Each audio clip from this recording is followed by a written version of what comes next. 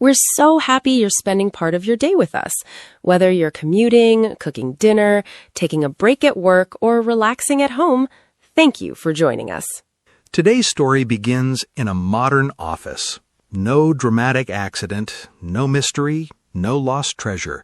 Just one new employee and a lot of unexpected questions. Laughs. Sometimes the biggest changes don't arrive with loud announcements. Sometimes they simply walk through the office door carrying a laptop and a coffee. Exactly. And today's story isn't really about one person. It's about how workplaces are changing and how every generation has something valuable to teach. So, let's begin. A few months ago, one of my friends told me an interesting story about his office. His company had hired a new employee named Alex. Alex was 23 years old. It was his first full-time job after graduating from university. Everyone expected him to be nervous, but something surprised the whole team.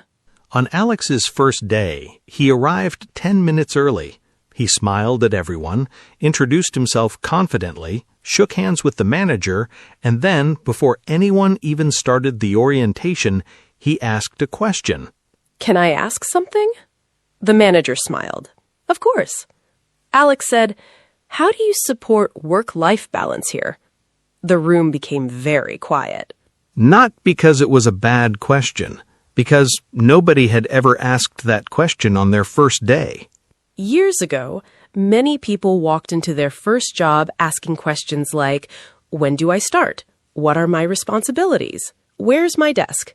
But Alex asked something different. He wanted to know, would he have time for family, for hobbies, for exercise, for life outside work? The manager smiled. "I like that question," she said. "We work hard here, but we also believe people need time to rest." Alex nodded happily. "That's important to me." That conversation lasted less than 2 minutes. But later, everyone in the office was talking about it. Some employees smiled, others looked surprised. A few quietly said, "When I started working, nobody asked questions like that." At lunch, the team gathered in the break room. Coffee cups, sandwiches, salads. Someone had even brought homemade cookies. The conversation naturally returned to Alex. Mark, one of the senior employees, laughed. "When I got my first job, I was just grateful someone hired me. I didn't even think about work-life balance. I just worked." Sarah smiled. "Our generation believed staying late showed commitment. If the boss stayed, we stayed, even if there wasn't much left to do." I think many people listening can relate to that. Sometimes people stayed at work simply because everyone else was still there. Alex listened carefully. Then he asked politely, "Can I ask another question?" Everyone nodded. If people finish their work early, why should they stay? The room became quiet again. It wasn't a rude question. It was an honest one. And honestly, nobody answered immediately. Finally, Mark laughed. "You know, I've never really thought about it. I guess that's just how things have always been." Alex smiled. But maybe some traditions are worth keeping, and some can improve. Nobody argued. Instead, people started thinking. That's one thing many younger workers bring into conversations. They don't always accept because we've always done it this way. Instead, they ask, is there a better way? And sometimes that's uncomfortable because change often begins with a simple question, not an answer. Later that afternoon, Alex joined his first team meeting. The manager explained a new project. Everyone opened notebooks. Some people typed quietly. Others simply listened. When she finished, she asked, "Any questions?" Again, Alex raised his hand. "Would it help if we shared updates in a group chat instead of so many emails?" A few people looked surprised. One person laughed quietly. Another employee whispered, "He's brave." The manager paused, then smiled. "You know, that might actually save us a lot of time." Within minutes, the team was discussing new ideas. shared documents, video meetings, flexible schedules, better communication. Nobody had planned to change anything that day, but one new employee, simply by asking thoughtful questions, had started an important conversation. That evening, after work, Mark walked to the parking lot with Sarah. He smiled. "You know, when Alex first arrived this morning, I thought he was going to be difficult." Sarah laughed. "So did I. But now, I think he's making us think." Sometimes people confuse questions with criticism, but they're not always the same. Some questions challenge us. Others help us grow. The best ones do both. The next morning, something unexpected happened. When the manager entered the office, she carried a whiteboard. Across the top, she had written one simple sentence: "What can we improve together?" And that's when the real conversation began. The next morning, everyone noticed the whiteboard in the meeting room. Across the top, the manager had written, "What can we improve together?" Underneath, there was plenty of empty space. The manager smiled. "I don't want this to become a debate," she said. "I want it to become a conversation." One by one, everyone found a seat. Some brought coffee, others opened their laptops. Alex sat quietly near the end of the table. He wasn't trying to lead the meeting. He was simply curious. The manager picked up a marker. "Let's start with one simple question. What makes a great workplace?" For a few seconds, nobody spoke. Then Mark raised his hand. "I'll go first. For me, a great workplace is stable. I want to know my company will still be here 5 years from now. I want a team I can trust. I don't mind working hard. I just want my effort to matter." Several people nodded. Then Sarah shared her thoughts. "I like structure. I enjoy knowing exactly what's expected, clear goals, clear deadlines, clear communication. When everyone understands their role, work becomes much easier." Then everyone looked toward Alex. He smiled politely. "My answer is a little different. I want flexibility. If I can do my work well, I don't always need to sit at the same desk from 9 to 5. The room became quiet. Not because people disagreed, because they wanted to understand. Mark leaned forward. "So, you'd rather work from home?" Alex shook his head. "Not always. I actually enjoy coming to the office. I just think work should fit the job, not the clock." That's an interesting way to say it. Work should fit the job, not the clock. Sarah smiled. "I never thought about it that way. When I started working, being seen at your desk was important." Alex nodded. "I understand. But today, technology lets us work together in many different ways." The conversation became more relaxed. People stopped defending their opinions. Instead, they started asking questions. "What motivates you?" the manager asked. Mark answered first. "A promotion. I've always enjoyed setting goals, learning new skills, and moving forward." Sarah smiled. "For me, it's teamwork. I enjoy helping people. When the whole team succeeds, I feel successful." Then Alex thought for a moment. "I enjoy learning too, but success also means having time for my family, my friends, my health. If I become successful at work but unhappy everywhere else, that doesn't feel like success." Nobody interrupted, because many people in the room had quietly asked themselves the same question before. The manager looked around the table. "I think every generation defines success a little differently, and maybe that's perfectly okay." The conversation continued.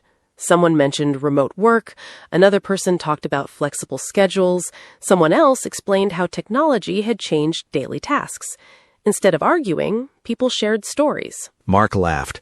"When I started working, if I wanted information, I had to search through huge filing cabinets."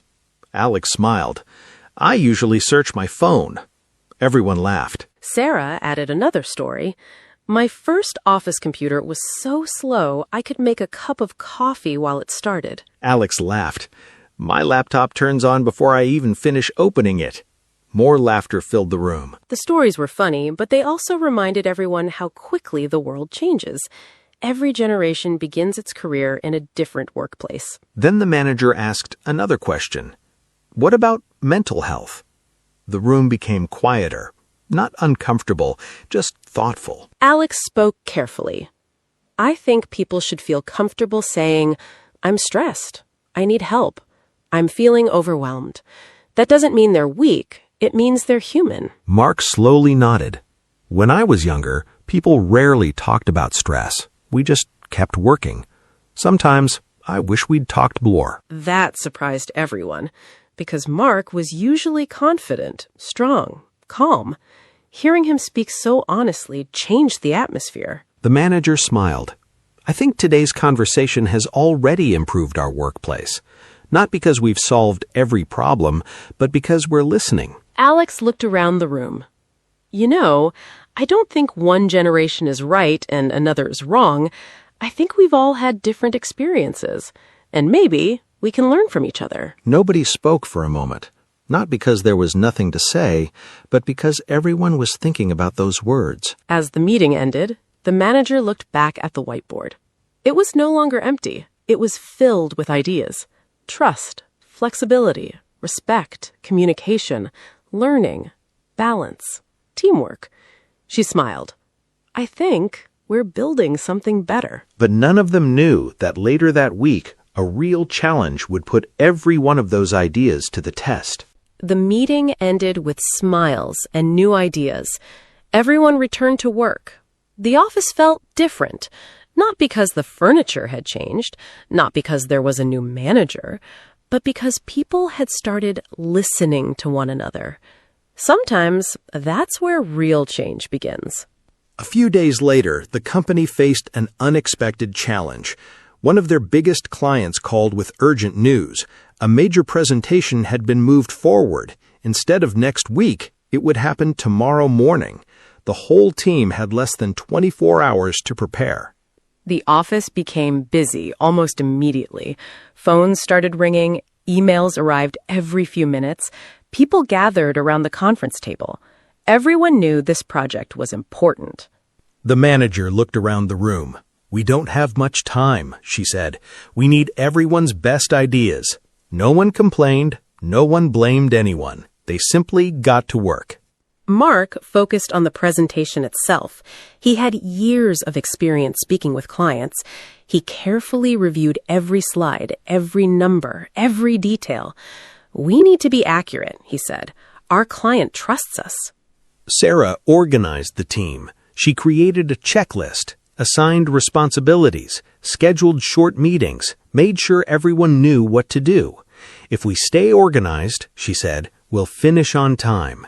Meanwhile, Alex noticed something. The team was spending too much time emailing updated files back and forth. People were confused. Which version is the newest? I thought this was already fixed. I can't find the latest document. The same questions kept coming. Alex raised his hand. I have an idea. What if we use one shared online document instead?